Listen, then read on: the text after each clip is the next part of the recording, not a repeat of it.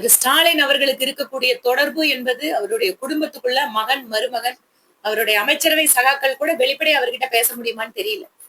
அதனால் அவர் முழுவதுமாக மக்கள் தொடர்பில் இருந்து துண்டிக்கப்பட்ட முதல்வர். ஒவ்வொரு நாளும் கொலையும் கொள்ளையுமாக போதையுமாக தமிழகம் சீரழிந்து கொண்டிருக்கிறது. இதையெல்லாம் விட்டுட்டு அவர் நாம் மக்கள் மகிழ்ச்சியாக இருக்காங்கன்னு சொல்லி அவர் பேசுறாருன்னா எந்த உலகத்தில் அவர் வாழ்ந்து கொண்டிருக்கிறார்?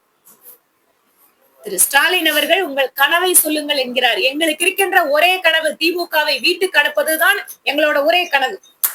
அதுதான் இன்னைக்கு எங்களோட கனவு.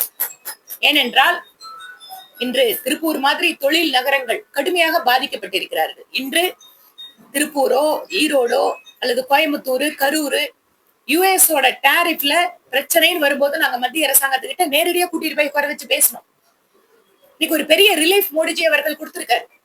மின்சார கட்டணம், சொத்து வரி, இந்த மாதிரி இருக்கக்கூடிய அதாவது முறையான அடிப்படை கட்டமைப்பு வசதிகள் இல்லாதால இங்க தொழில் பயங்கரமா பாதிக்கப்பட்டிருக்கு. இதை பற்றி எல்லாம் மாநில அரசாங்கத்துக்கு கவலையே கிடையாது. குப்பை பிரச்சனைக்காக எங்களோட மாவட்டம் போராடிட்டு இருக்கு. எங்க பார்த்தாலும் குப்பை. திருப்பூர்ல மட்டும் இல்லைங்க, கோயம்புத்தூர்ல என் தொகுதியில அதுதான் நிலைமை. ஆள் இல்லைங்கிறாங்க, வண்டி இல்லைங்கிறாங்க. கொடுக்கிற வரி எங்க தாங்க போகுது கேக்குறாரு திரு ஸ்டாலின். தமிழ்நாட்டினுடைய நிதி வருவாய் எங்களுக்கு எங்கன்னு கேக்குறாரு. இப்ப நாங்க கேக்குறோம், கோயம்புத்தூரும் திருப்பூரும் கொடுக்கிற வரி எங்கீங்க? ஏன் எங்களுக்கு ரோடு கிடைக்கல? நல்ல ரோடு கிடையாது, குப்பை எடுக்கிறதுக்கு ஏன் ஆள் இல்ல? அதனால் இந்த திமுக திராவிட மாடல் அரசு என்பது முழுவதுமாக தோல்வி அடைந்த ஒரு அரசு. எவ்வளவு சீக்கிரம் அந்த கவர்மெண்ட் போகும்னு மக்கள் எதிர்பார்க்க ஆரம்பிச்சிட்டாங்க. சட்டமன்ற கூட்டத்தில் ஆளுநர் உரைவாசி விடாம தலைமை பண்ணாங்க. அதே மாதிரி இன்னைக்கு மாநில லெவலில் குடியரசுத் தலைவர் நன்றி உரையில பிரதமரை பேச விடாம எதிர்கட்சிகள் அமளியில் ஈடுபட்டாங்க. இது எப்படிங்க? இல்ல, அதுக்காக ஒரு சில எம்பிக்கள் ரொம்ப மோசமா நடந்துட்டவங்க மேல எல்லாம் நடவடிக்கை எடுத்திருக்காங்க. எந்த அளவிற்கு ஒரு அதாவது குறிப்பா நீங்க பாத்துட்டீங்கன்னா நம்ம ஊரை சார்ந்த தமிழகத்தை சார்ந்த நம்மளோட இன்னைக்கு திரு சி.பி. ராதாகிருஷ்ணன் அவர்கள் அவ்வளவு பெருந்தன்மையாக சபையை நடத்துகிறார். இந்த அரசாங்கத்தை பற்றி குற்றம் சொல்வதற்கு எதுவுமே இல்ல. இவங்க மாதிரி ஊழல் குற்றச்சாட்டு இருக்கா? இதோ தமிழ்நாடு கவர்மெண்ட்ல அமைச்சர்கள் மீது ஊழல் குற்றச்சாட்டுங்க கோர்ட்ல பேஸ் பண்ணிட்டு இருக்காங்க. இன்னொரு அமைச்சர் மேல எஃப்ஐஆர் கூட போட மாட்டேங்கிறாங்க. இங்க நீங்க பாக்கலாம், டாஸ்மாக் கடையில இருந்து ஆரம்பிச்சு கவர்மெண்ட் கான்ட்ராக்ட் எல்லாத்துலயும் ஊழல். திமுக அரசாங்கத்தில் ஒரு துறையில் கூட நேர்மை இருக்கிறது அப்படின்னு சொல்லவே முடியாது. அதனால் மத்தியில் இருக்கக்கூடிய அரசாங்கம் நேர்மையாக திறமையாக பிரதமர் மோடி வழி நடத்துகிறார். அங்க குறை சொல்றதுக்கு ஒண்ணு இல்ல.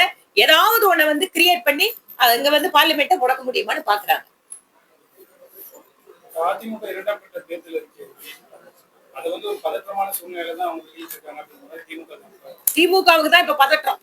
தேசிய ஜனநாயக கூட்டணியில எல்லாரும் இணைஞ்சதுக்கு அப்புறம் பிரதமர் மோடி அவர்கள் மதுராந்தகத்துல அவருக்கு கூடிய கூட்டத்தை பார்த்த பிறகு பதற்றம், நடுக்கம் இதெல்லாம் திமுக கிட்டதான் இருக்கு. எங்க கிட்ட எந்த தயக்கம் கிடையாது.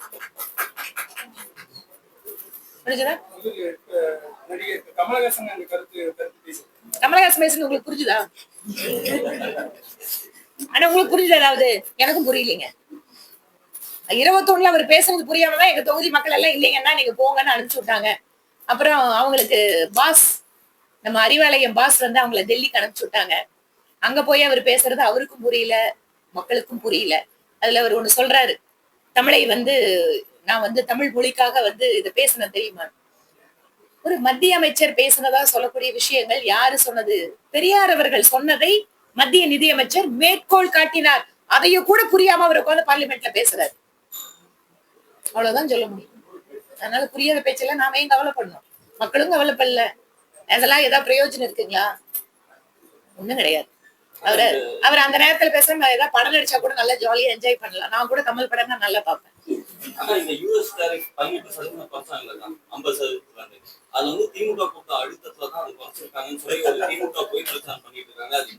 திமுக எந்த அளவுக்கு உண்மையை விட தூரமா போய் பிரச்சாரம் பண்ணுவாங்கிறதுக்கு இதெல்லாம் ஒரு உதாரணங்க. இன்னும் கூட நிறைய உலக பிரச்சனைகள்லாம் இருக்குது. எங்க திமுக அடுத்து கொடுத்து தீர்த்து வைக்க சொல்லுங்க பாக்கலாம். அதாவது கொஞ்சமாவது சம்பந்தம் இருக்கிற விஷயமா பேசுறோங்க. திரு ஸ்டாலின் அவர்கள் கடிதம் எழுதினார், பாலஸ்தீன பிரச்சனையை தீர்த்து வைக்க சொல்லி. எங்க பக்கத்துல நீங்க கர்நாடகாவில் இருக்கிற பிரச்சனையவே தீர்த்து வைக்க முடியாது உங்களால. இதுக்கு கூட்டணி தான் இருக்குது. அப்புறம் நீங்க எதுக்கு உலக நாடுகள் அங்க இங்கன்னு போறீங்க? அறிவாலயத்தோட அளவு இதுக்குள்ள இருக்குன்னா அதுக்குள்ள மட்டும் நில்லுங்க, அதை தாண்டி போகாதீங்க.